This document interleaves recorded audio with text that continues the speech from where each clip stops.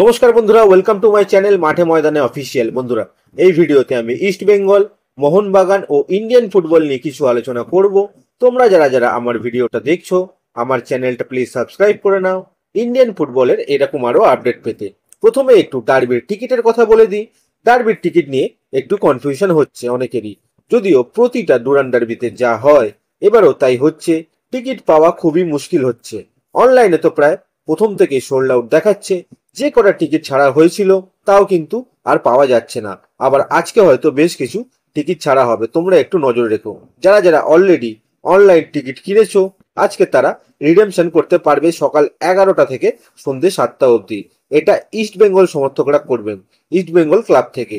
ত্রিধারা সম্মেলনী থেকেও করা যেতে পারে, আর রুবি হাসপাতাল মোড় থেকেও কিন্তু করা যেতে পারে। আর মোহনবাগান সমর্থকরা করবেন মোহনবাগান ক্লাব থেকে এবং ত্রিধারা সম্মেলনী থেকে আর রুবি হাসপাতাল মোড় থেকে। মোহনবাগান সমর্থকরা টিকিট রিডেমশন করতে পারবেন 13 তারিখ অবধি, সকাল 11টা থেকে সন্ধ্যে 6টা পর্যন্ত টাইম। তো এই গেল টিকিটের কথা। এরপর যদি একটু হায়দ্রাবাদকে নিয়ে কথা বলি, তো হায়দ্রাবাদ সম্পর্কে একটু কনফিউশন ছড়িয়েছে। হায়দ্রাবাদ একটা পোস্ট করেছে, সেখানে লেখা আছে আইএসএল সুন। তো অনেকে এতেই ভাবতে শুরু করে দিয়েছে হায়দ্রাবাদ হয়তো এই আইএসএল এ খেলবে, এটা ফাইনাল হয়ে গেছে, তাই আইএসএল সুন লিখেছে। তো বন্ধুরা বলে রাখি, আপাতত আজকে এখন যখন ভিডিওটা বানাচ্ছি ততক্ষণ পর্যন্ত হায়দ্রাবাদের আইএসএল এ খেলার কোনো নিশ্চয়তা পাওয়া যায়নি। বেসিক্যালি 13ই সেপ্টেম্বর থেকে 2024-25 মরশুমের জন্য আইএসএল শুরু হতে চলেছে। সেটাই বলা হয়েছে হায়দ্রাবাদের পোস্টে, যে খুব শীঘ্রই আইএসএল শুরু হতে চলেছে। নইলে হায়দ্রাবাদের খেলার সম্ভাবনা এখনো কিন্তু আনসিওর।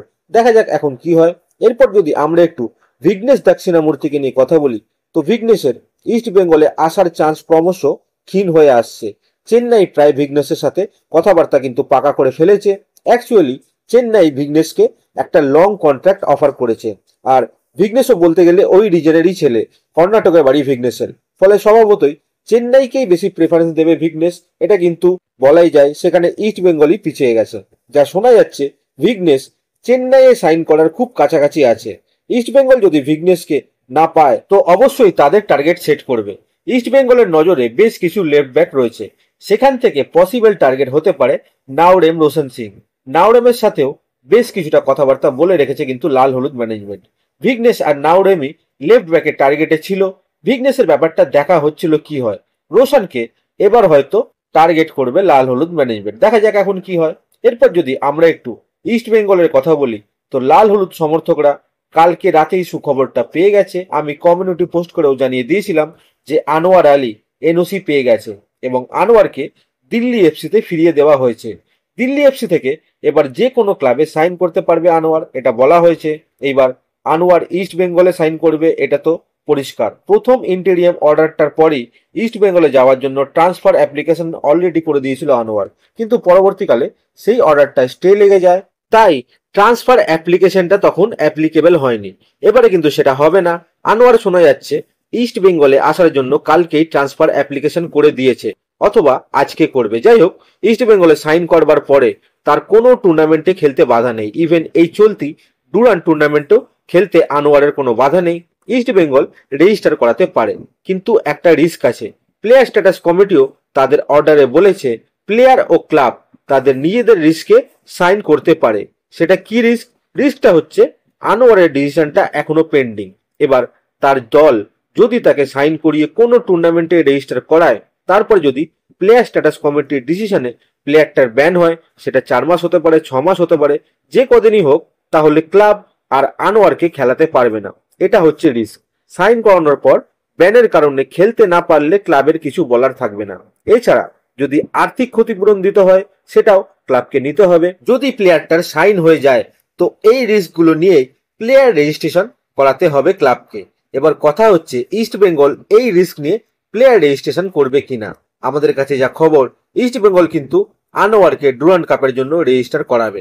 সেখানে খবর হচ্ছে আজকে রাত 10টার সময় আনোয়ার আর মিস্টার রঞ্জিত বাজাজ ইন্ডিগোর ফ্লাইট নম্বর 6E7041 ধরে চণ্ডীগড় থেকে কলকাতায় আসছেন। তাদের এক্সপেক্টেড অ্যারাইভাল হতে পারে রাত 10টা 10 নাগাদ। প্রচুর সমর্থক কিন্তু আজকে এয়ারপোর্টে উপস্থিত থাকবে আনোয়ারকে বরণ করার জন্য। আনোয়ার আজকে রাতে এসে কাল সকালে মেডিকেল করে সই সাবুত সম্পূর্ণ করে দেবে। এবার ব্যাপার হচ্ছে কালকে ইস্ট বেঙ্গল মাঠে ইস্ট বেঙ্গল ভার্সেস ভবানীপুরের খেলা আছে। সেই খেলায় জিকসানের মতো আনোয়ারেরও দর্শকদের সাথে ইন্টারাকশন হবে কিনা সেটা কিন্তু বলা যাচ্ছে না, সেটা হলেও হতে পারে। 18 তারিখ ডার্বি আছে, ডার্বিটা কিন্তু খুবই ইন্টারেস্টিং হতে চলেছে, যেখানে আনোয়ারের খেলার ফুল চান্স আছে। অ্যাকচুয়ালি আনোয়ার যে এনওসিটা পেয়েছে সেটা কিন্তু মোহনবাগান দেয়নি। প্লেয়ার স্ট্যাটাস কমিটির এই অর্ডারটাকে এনওসি হিসাবে বিবেচনা করে আনোয়ারকে রেজিস্ট্রেশন করাতে পারে কোনো দল, এই রায় কিন্তু দেওয়া হয়েছে। মোহনবাগান কিন্তু ক্ষতিপূরণ এবং প্লেয়ার ও সংশ্লিষ্ট ক্লাবদের স্পোর্টিং স্যাংশনের আবেদন করেছে। সেই ব্যাপারে বিচার হবে আগামী 22শে আগস্ট বিকেল 5টার সময়।